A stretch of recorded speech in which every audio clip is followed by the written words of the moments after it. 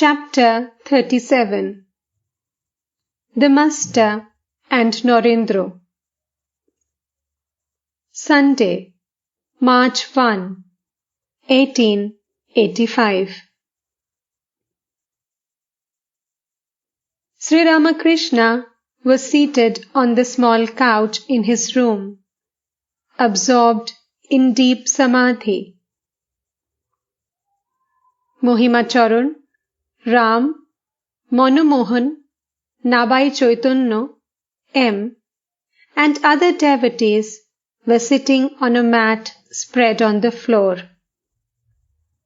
They were watching the Master intently.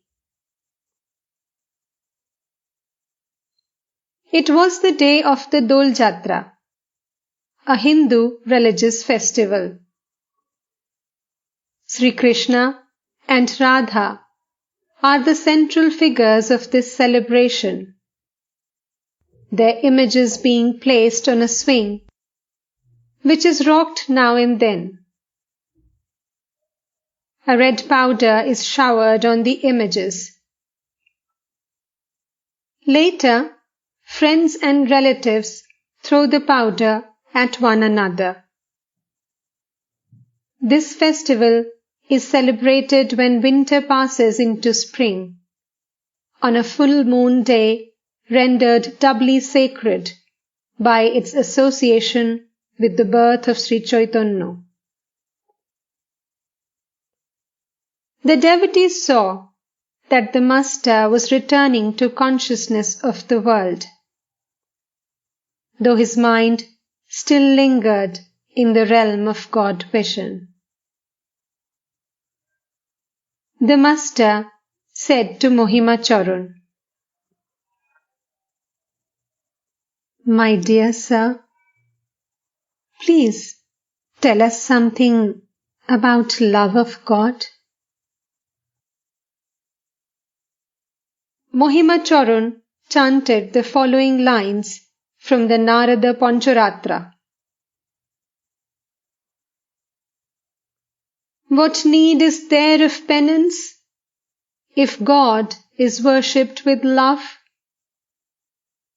What is the use of penance if God is not worshipped with love? What need is there of penance if God is seen within and without?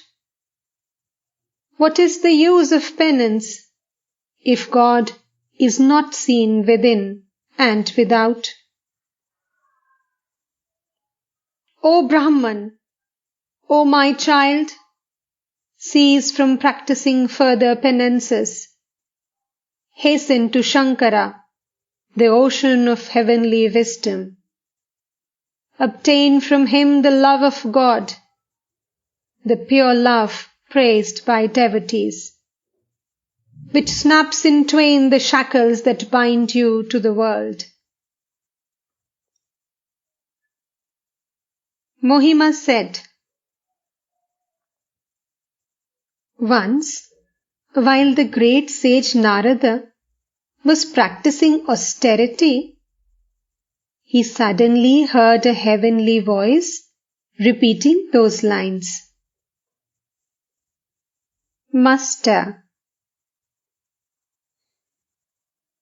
there are two classes of devotees, Jivakotis or ordinary men, and Ishvarakotis or divine messengers.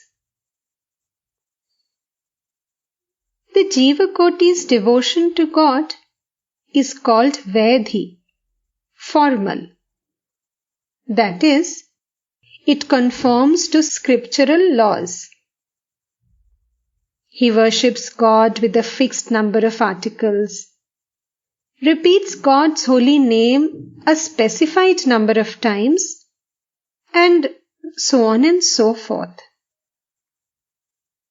This kind of devotion, like the path of knowledge, leads to the knowledge of God and to samadhi.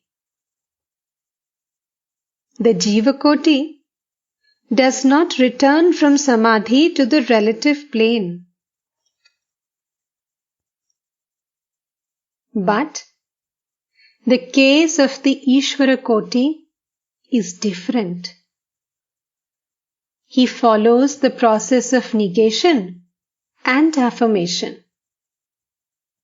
First, he negates the world, realizing that it is not Brahman. But then he affirms the same world, seeing it as the manifestation of Brahman.